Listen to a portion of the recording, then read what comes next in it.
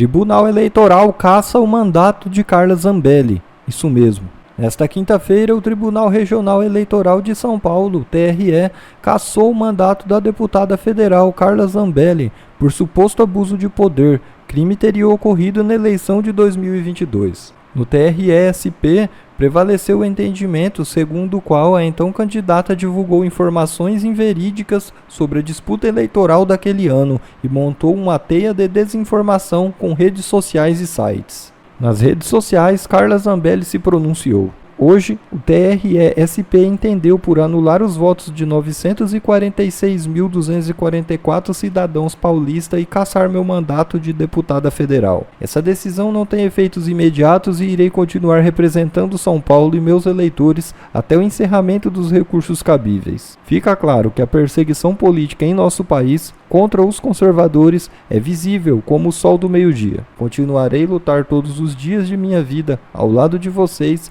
para que tenhamos esperança de um Brasil próspero e digno para o povo brasileiro. E Silvio, essa decisão saiu agora há pouco, então a cassação de Carla Zambelli, claro que ainda cabe recurso a um longo caminho, a deputada segue como parlamentar, ela que obteve mais de 946 mil votos, a deputada federal mulher, né, mais votada do estado de São Paulo. Olha, Paula, me corrija se eu estiver errado, é uma decisão recente que saiu agora há pouco. Em princípio, se trata de uma acusação de desinformação ou fake news. Eu olhei isso muito rapidamente. Se for isso, cabe recurso, como você acabou de dizer, esperamos que seja revertido, evidentemente, embora a gente saiba que a última instância, o Tribunal Superior Eleitoral, hoje ainda tem uma composição, apesar da saída do ministro Alexandre de Moraes do comando da corte, ainda tem uma composição desfavorável ao espectro da direita, um tribunal que tem decidido, pelo menos nos últimos anos, a favor do espectro da esquerda. Essa é a decisão. A informação que eu tenho, Paula, é que se trata de acusação de fake news, de desinformação. É triste para um país tomar o mandato de uma das deputadas mais votadas no maior estado da federação por uma acusação de um crime que não existe.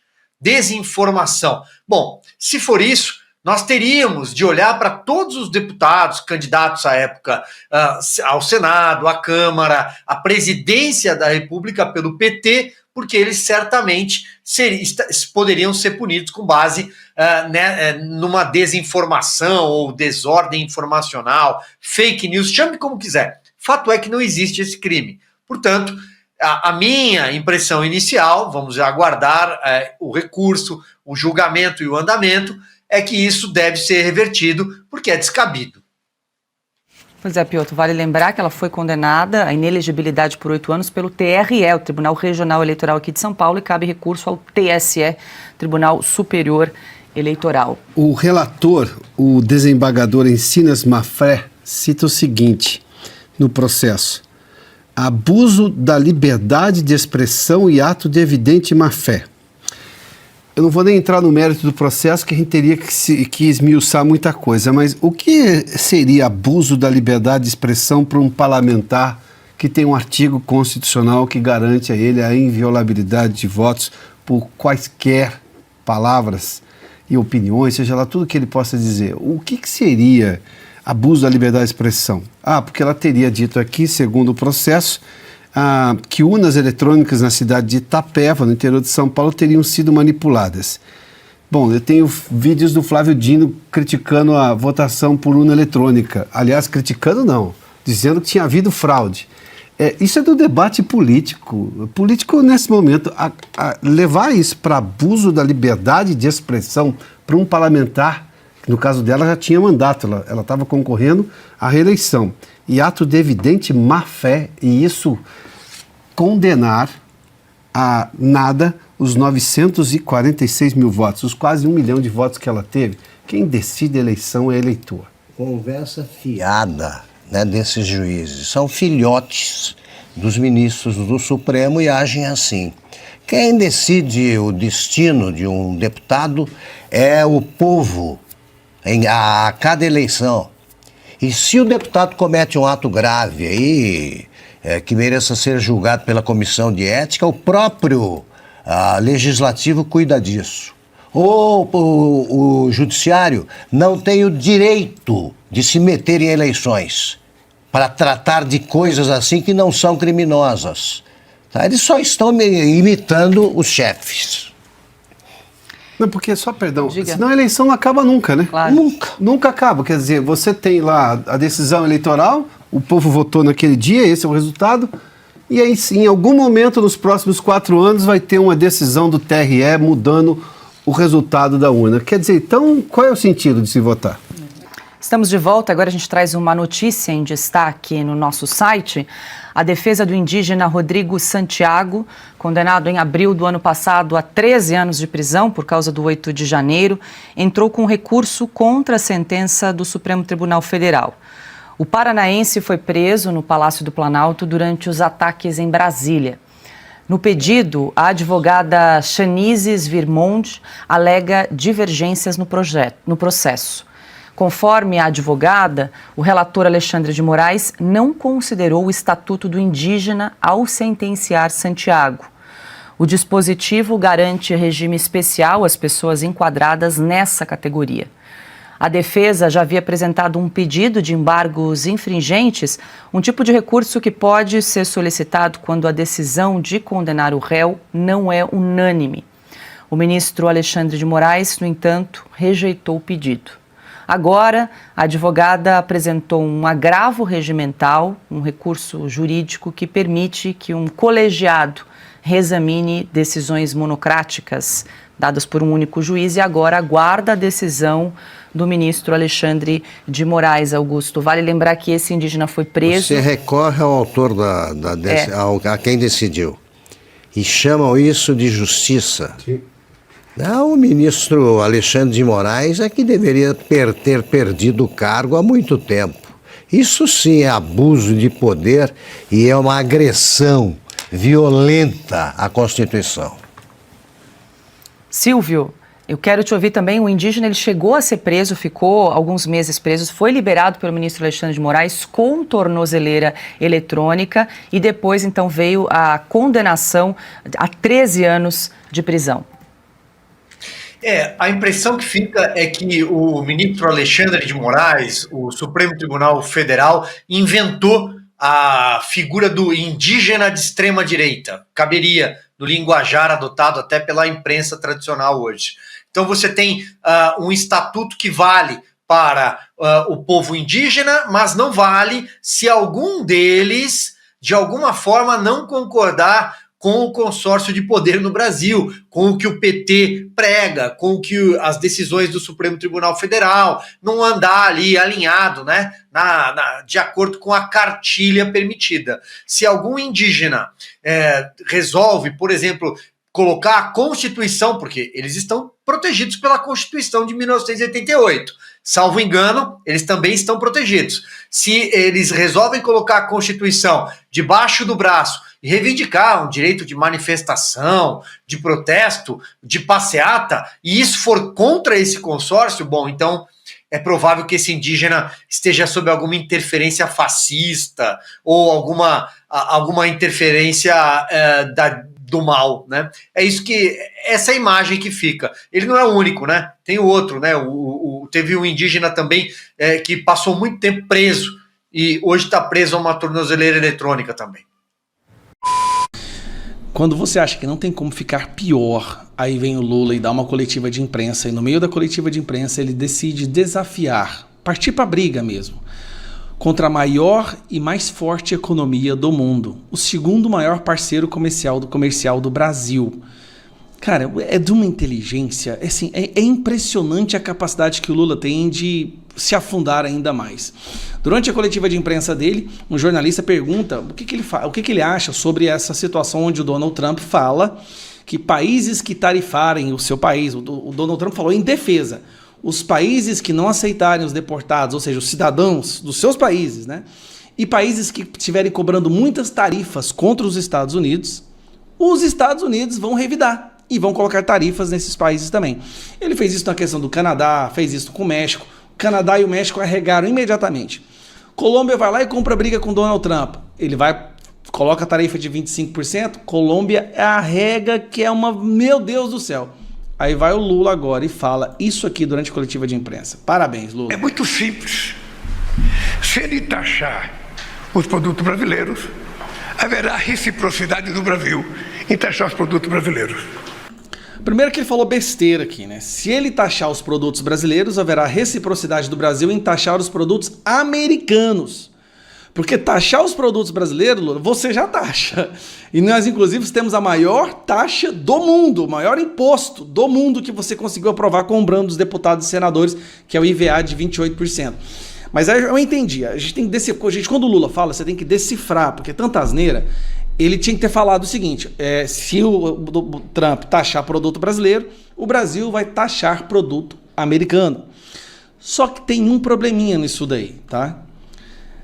Os Estados Unidos, o que ele compra do Brasil, existem vários outros países que ele pode comprar. O que nós importamos dos Estados Unidos, não tem.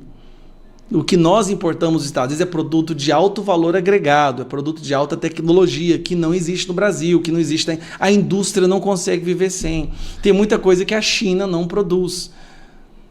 Você, eu sou socialista de iPhone, vai ficar sem iPhone. Tá bom? Mas aí ele continua. Eu acho que nesse momento ele caçou briga, ele falou isso, na hora ele deve ter percebido, que merda que eu fiz. Que eu fui inventar de caçar briga com o cara? Aí ele passa os próximos 1 minuto e meio tentando amenizar a situação. Taxar os produtos que são exportados para os Estados Unidos é simples, não tem nenhuma dificuldade. Veja, eu já governei o Brasil com um presidente republicano, já governei com um presidente democrata. Mas você nunca xingou ou ofendeu o presidente americano de fascista e nazista como você fez com Donald Trump. Essa é a diferença, Lula. Antes do Donald Trump assumir, você chamou ele de nazista e fascista, tá bom? E a Jama mandou o outro lá, né, naquele lugar. E a minha relação é sempre a mesma. A minha relação é uma relação de um Estado soberano com outro Estado soberano. Você tá vendo? Aqui ele já tá colocando o rabinho entre as pernas, viu? O Trump foi eleito para governar os Estados Unidos e eu mandei na carta para ele que eu espero que ele tenha uma boa governança para os Estados Unidos. Eu fui eleito para governar o Brasil. Eu quero respeitar os Estados Unidos e quero que o Trump respeite o Brasil. Tá? É só isso. Se isso acontecer, está de bom tamanho. A nossa exportação com os Estados Unidos não é essa supremacia que as pessoas pensam que é. Primeiro que a palavra supremacia, eu não sei o que você colocou essa palavra aí. É só o nosso segundo maior parceiro comercial. Só isso. Estados Unidos não é só o segundo. Não tem importância não é ser tudo não, é só o segundo. É o quê? 40 bilhões de dólares? Ele é superioritário com relação ao Brasil. É mais ou menos 40, 45 bilhões, sabe? E nós, sabe, temos que procurar manter isso e melhorar. Da minha parte, o que eu quero é melhorar a nossa relação com os Estados Unidos, exportar mais se for necessário, importar mais se for necessário, e a gente manter a nossa relação, que é de 200 anos. Eu, sinceramente, é isso que eu penso, é isso que eu espero. Não me preocupo se ele vai brigar pela Groenlândia, se ele vai brigar pelo Golfo do México, se ele vai brigar pelo Canal do Panamá. Ele só tem que respeitar a soberania dos outros países. É isso. Entendi. Você respeita a soberania da Venezuela, soberania de Cuba, soberania da China e soberania da Coreia do Norte? Porque ela não tem soberania, ela tem ditadura. O que o Trump está percebendo? Que o Brasil também não tem soberania. Soberania é a vontade do povo? Não, não tem. O que tem aqui, né, que essa falsa democracia, é uma facção criminosa que se apoderou do nosso país. E ele percebeu isso, inclusive financiado pelo narco-estado. Ele foi eleito para governar os Estados Unidos da América do Norte. E os outros presidentes foram eleitos para governar os seus países. Você percebeu que ele começou na agressão, ele começou a falar assim, se ele vier eu vou para cima. Ixi, falei merda. Não, mas eu respeito o Donald Trump, vamos trabalhar junto, eu quero trabalhar com ele, né, porque ele é o presidente, eu respeito. Foi pra briga e logo na sequência viu a besteira que tinha falado. Ele sabe que se o Donald Trump impor tarifas gigantescas no Brasil de 25%, que é o que ele fala que vai fazer com os países que desrespeitarem os Estados Unidos, respeitarem a liberdade de expressão dos cidadãos americanos, o que se acontece com o Brasil acabou pro Lula. Acabou pro Lula, você não está entendendo. A quantidade de produtos que nós importamos dos Estados Unidos... Os Estados Unidos consegue sobreviver sem o Brasil. Ele compra comida de outros lugares. Agora o Brasil, meu amigo, não dá, porque, cara, o Lula vai conseguir destruir isso aqui. Eu quero ver a briga mesmo. Sinceramente, eu quero que o Lula xinga mais do Donald Trump, mas não vai mais não. Agora ele já tá morrendo de medo, não vai fazer isso mais não. Um abraço. Eu nunca torci tanto por uma briga na minha vida. Me desculpa falar isso, mas é a verdade. Porque essa briga, se continuar escalando da forma que tá, ela tem o potencial de salvar o Brasil. É sério. O centro é hoje o partido PSD, o partido do STF, do Kassab, é o partido que dá sustentação para essa ditadura do judiciário e ao governo do PT. É o PSD hoje o partido mais importante de centro. E se o Lula brigar com o PSD, meu amigo, acabou, não tem nada que salve esse governo, absolutamente nada. E aí a Globo já tá rasgando o verbo. Vamos lá, vou pegar alguns trechos para você ver e para você entender o tanto que isso é bom, essa briga. Mas a verdade, gente, é que esse episódio do PSD, que chama atenção porque foi público, mas como o Valdo falava, era muito dito nesses termos no bastidor, ele retrata como as escolhas do presidente Lula agora estão gerando resultados e colocando o governo numa crise em todas as frentes ao mesmo tempo. Isso aí é o Centrão falando dos bastidores, tá?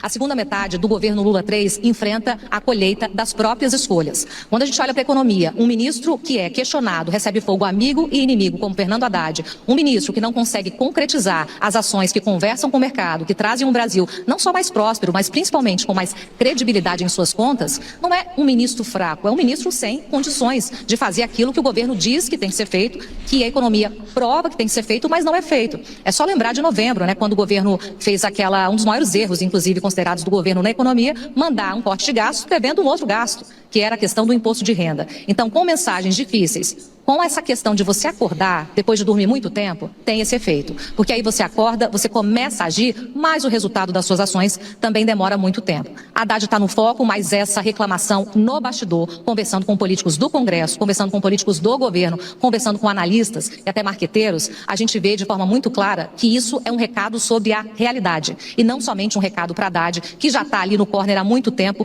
por decisões políticas, muitas vezes ideologizadas pelo PT. Então, beleza. Aqui ela tá falando o seguinte, né? O Lula que é o culpado, o Haddad é um coitado, tadinho do Haddad, não vamos bater no Haddad não. Mas aí vem a Daniela Lima. Os integrantes do PSD foram taxativos ao lembrar. Lembrando, o PSD ontem, o Kassab disse que o Haddad é um ministro fraco. Foi pra cima, bateu no governo mesmo. Lula tá dando uma coletiva de imprensa agora, enquanto eu gravo esse vídeo, tentando defender o Haddad. Que quem abriu a porta para os ataques foi o próprio presidente da República ao dar um pito no seu ministro da Fazenda na questão sobre o PIX. Um pito público. Trazendo aqui para vocês a aspa de um dirigente do... Aquela reunião ministerial que ele fez, que ele foi lá e deu uma cacetada no Haddad na frente de todo mundo, né? Humilhando o Haddad. Partido, de novo, com assento ali na base do governo, ele disse basicamente o seguinte: o Haddad, ele disse o seguinte: a crítica ali feita pelo Kassab não é novidade depois que o ministro da Fazenda foi criticado pelo próprio presidente da República, criticado publicamente. O puxão de orelha no caso do PIX, já num contexto de ataque interno do PT a Fernando Haddad, era para ter pedido ali o chapéu. O que o PSD está dizendo? Quem fragilizou o ministro foi o próprio presidente da República. Não é uma leitura... Cara, essa briga tá ficando muito boa. ...dissonante da realidade. O Ministério da Fazenda tem segurado na unha os números bons da economia que estão no macro. Números bons da economia, que estão sendo produzidos pelo IBGE, tá? Mas também tem sofrido com a indisposição do próprio presidente, alinhado ao seu novo secretário de comunicação, de promover cortes expressivos ou de dar destaque a um enxugamento raquítico que anunciou para a máquina. Decidiu fazer o enxugamento raquítico anunciar... Que fez o dólar disparar, lembre-se disso. ...ao lado de uma renúncia de receita. Que era a questão da isenção para R$5 mil, imposto de renda até R$5 mil. Você lembra disso, né? Agora tem uma coisa que eu acho que é importante você entender, que é essa aqui, ó. Centrão... Aqui, olha o que o centro já está falando. Rapaz, isso aqui tá ficando bom demais. Olha o que o centro já está falando para o governo. Centrão sugere... Oh, porcaria. Centrão sugere Haddad... Cadê eu? Sumi aqui. Centrão sugere a petistas Haddad na Casa Civil e Alckmin na Fazenda para fortalecer o governo. Olha o que o Centrão está falando. Tira o Haddad e bota o Alckmin. Tira o Haddad. Olha que humilhação. O Haddad, como vocês sabem, o Lula está preparando o Haddad para ser o próximo candidato à presidência, tá? Só que não tem. O Lula conseguiu acabar com qualquer possibilidade do Haddad ser alguma coisa. E quer colocar o Alckmin. Olha o Centrão querendo colocar o Alckmin no Ministério da Fazenda. Eu tô achando isso tudo bom demais, gente. Se o PSD pula fora e o centro já tá querendo pular fora. Só que o centro tá dando uma imposição. Olha, pra gente não pular fora, tira o Haddad, coloca o Alckmin, que é menos doido que o Haddad, pra gente tocar o barco.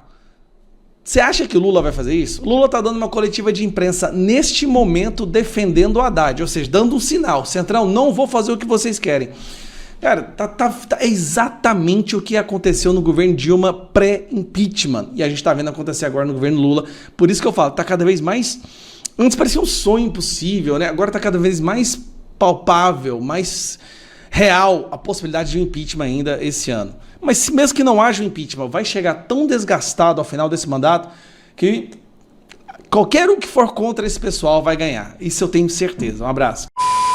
Flávio diz que Bolsonaro será candidato em 2026, mesmo estando inelegível. É isso mesmo. Flávio Bolsonaro, senador do Partido Liberal PL pelo Rio de Janeiro e primogênito do ex-presidente Jair Bolsonaro, disse que a direita pretende lançar o seu pai como candidato à presidência em 2026, mesmo com sua atual inelegibilidade. Nosso plano A é Jair Bolsonaro e nosso plano B é seguir com o plano A, disse em entrevista ao site Poder 360 na terça-feira 28. Espero sinceramente que em algum momento o STF volte a cumprir a Constituição. Flávio afirmou que a candidatura do seu pai será mantida até que o Tribunal Superior Eleitoral, o TSE, a julgue improcedente. Nesse cenário, um candidato indicado pelo ex-presidente assumirá a posição nas eleições. Esse método remete ao que ocorreu em 2018, quando Haddad substituiu Lula como candidato depois do TSE barrar a candidatura. Flávio explicou as estratégias do grupo político de seu pai em viabilizar a candidatura de Bolsonaro, o que inclui esforços para mobilizar a opinião pública e retratar o ex-presidente como um preso político. Esse foi mais um vídeo, eu espero que vocês tenham gostado. Se vocês gostaram, deixa o like aqui para fortalecer nosso canal. Logo eu volto trazendo mais informações da política para vocês. Um forte abraço, fiquem todos com Deus e até a próxima.